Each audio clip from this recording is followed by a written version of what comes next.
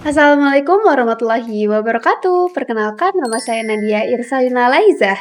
Pernahkah kalian bertanya mengapa banyak kebijakan inovasi pendidikan yang dirancang seringkali terus terasa kurang cukup mengatasi masalah pendidikan? Apakah itu murni karena tantangan atau ada faktor determinan yang menentukan hidup perubahan? Mari kita jawab dengan analisis jurnal yang bertajuk Faktor Determinan dalam Menjalankan Inovasi Bidang Pendidikan. Kita tahu bahwa inovasi tidak sekedar ada perubahan atau pembaharuan kan di penjelasan sebelumnya. Menurut Rogers, ini soal ide baru yang diterima, sementara Robbins menekankan pada perbaikan jasa. Tapi lagi-lagi kita menghadapi masalah nih, seperti ketimpangan akses dan rendahnya relevansi pendidikan dengan dunia usaha. Inilah alasan kenapa inovasi menjadi usaha sadar kita untuk mencapai taraf hidup yang lebih baik melalui sistem yang adaptif terhadap kemajuan iptek. Jika dunia usaha sudah lebih memilih AI dan digitalisasi, maka pendidikan kita juga harus bisa bersaing dong. Dalam praktiknya ada dua jalur utama. Yang pertama, top-down innovation. Ini datang dari wewenang penuh pemerintah, kemudian diterapkan karena sekolah wajib ikut. Yang kedua, ada juga bottom-up innovation.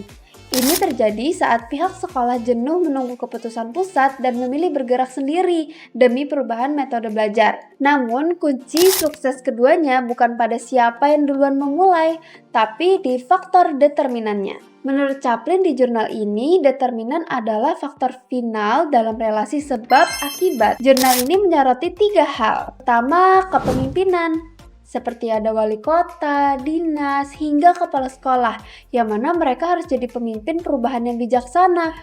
Tidak hanya sekedar memberi perintah saja. Yang kedua, budaya di sekolahnya. Lingkungan di sekolah itu harus kondusif. Yang ketiga, sumber daya.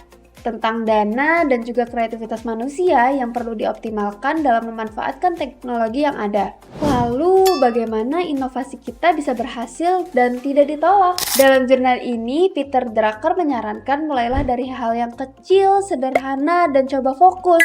Sementara itu, Rogers memberikan 5 syarat karakteristik. Pertama, inovasi itu punya keunggulan yang relatif, artinya lebih baik daripada cara yang lama. Kedua, kompatibel atau cocok dengan segala sistem yang diterapkan di sekolah. Ketiga, tidak rumit, alias kompleksitinya rendah. Keempat, dapat diuji coba. Dan yang kelima, hasilnya itu terlihat jelas. Jadi, inovasi pendidikan itu tidak hanya mengganti ke yang sesuatu yang lebih digital, tapi ini adalah cara bagaimana kita bisa memecahkan masalah nyata yang kita hadapi. Dengan memahami faktor determinan tadi, kita bisa memastikan nih perubahan tadi bukan sekedar gaya-gayaan aja, tapi jadi solusi nyata untuk masa depan bangsa kita. Maka teruslah kita berinovasi untuk masa depan kita.